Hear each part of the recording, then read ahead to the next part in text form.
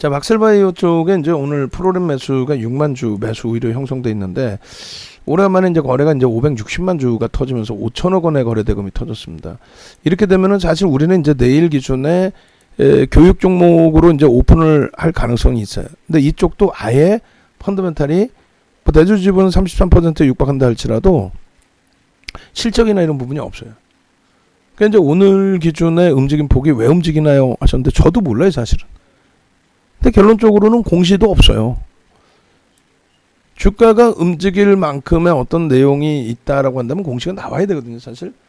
근데 이제 그게 아니라면은, 그러니까 대형주 같은 경우는 공시가 아니더라도 이제 성장성이나 이런 부분에 대해서 사실상 그 보고서들, 증권사 보고서들이 사업 영역이라든가 또 업황이라든가 또 세계 경기 추세라든가 이런 걸 다 감안해서 이래 합니다라는 이제 어떤 그 설정 범위를 가져가면서 대처할 수가 있는데 이런 종목은 뭐 정보도 없고 아무것도 없잖아요, 사실은. 근데 냄새가 난다라는 거죠. 조금 전에 우리 이제 휴마시스 같은 경우도 위험 고지는 하고 들어가야 되니까 만약 들어가시더라도 결론은 이제 막셀바이오 같은 경우에 지금 뭐 11시 43분에 이렇게 자연살해 NK 세포 생산 기술을 개발해서 국내 특허를 출원했다고 밝혔다. 특허 부분하고 주가가 오늘 이렇게 움직이는 거하고 사실상 바로 연결돼서 볼 수 있는 부분은 사실은 아닌 거죠. 그러니까 뉴스 내용의 변동성이 나왔다라는 부분, 그 부분에 대해서 이제 조금 고민을 해봐야 돼요. 근데 이제 이 부분을 뭐 윤정두가 재료 아닙니다, 뭐 호재 아닙니다 해봐야 수급이 긍정적이라고 한다면 좀 모니터링 스피커 조금만 줄여주실래요? 그쪽에서 좀 들으실 수 있을 정도로만 오픈을 해주시고 그렇게 해서 이제 이 부분에 대해서 만약에 이게 대단한 내용이다라고 하면은 뭐 이거 가지고 유튜브에도 많이 올라올 수도 있고 오늘 방송에서 이제 뭐 보셨죠 하고 뭐 악수고 떠드는 친구들도 많을 수 있는데 상식적으로 놓고 봤을 때 이 그 막셀바이오의 주가의 흐름이 지금까지 조정이었단 말이에요. 근데 보셨죠? 대박 나셨죠? 그럼 오늘 매매 사인을 줘서 대박이 났다는 얘기뿐이 안 돼요. 그죠? 그 앞전에 매매 사인을 줬던 맨날 손해였고. 그러니까 오늘 기준에 뉴스 보고 이게 호재일까 아닐까 10시 반쯤에 뉴스가 첫 뉴스 나오자마자 이게 뭐지? 라고 생각해서 여기서 딱 들어갔다라고 한다면 여기서 누군가 주가 확 뛰어났겠죠. 그 전에는요. 요렇게 들어올릴 때도 거래량이 제한적이란 말이에요. 응? 요렇게 들어올릴 때도. 예를 들어서 여기까지의 기준. 몇 주나 거래가 됐겠어요? 응? 그죠?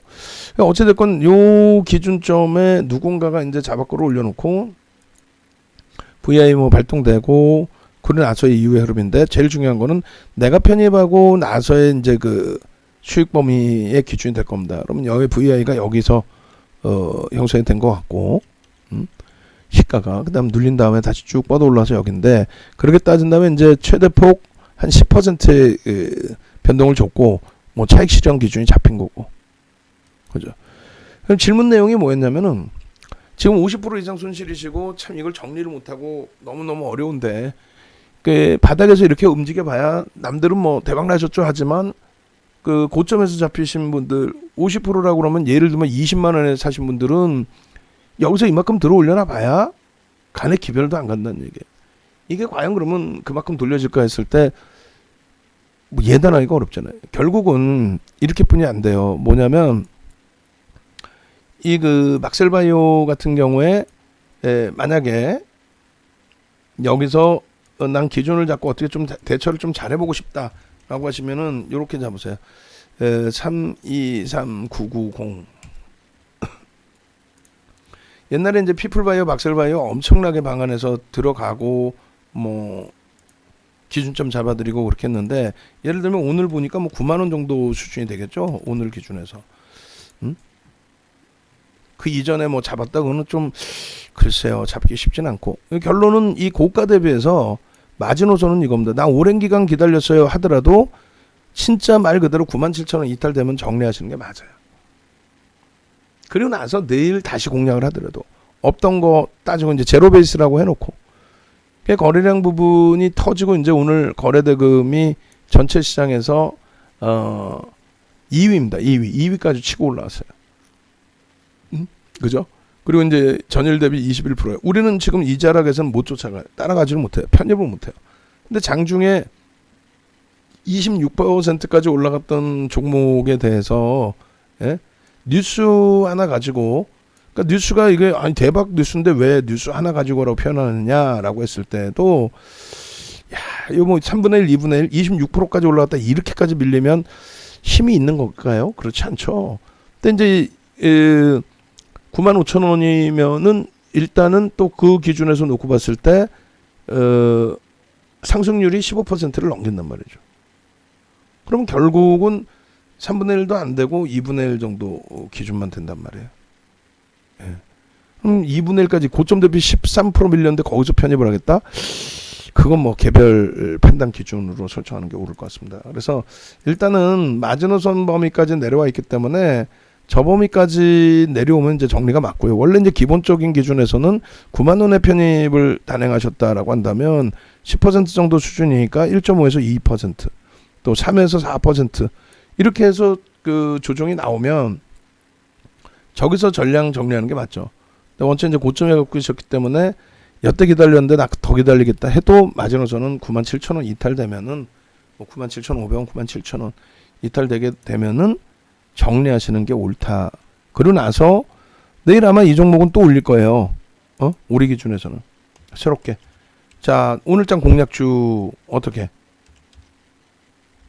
뭐 어떻게 올려요? 어쩔 수 없이 거래대금 오늘 거래량의 80% 수준 거래량이 수반되고, 그리고 양봉의 흐름이면 편입의 기준 잡는다. 이렇게. 자, DBI텍 플러스 반전했습니다. 그러니까 눈에 보이고 객관적인 것만 기준을 잡자라고 말씀드린 거예요. 예? DBI텍 플러스 반전. 프로그램 매수 우위. 예?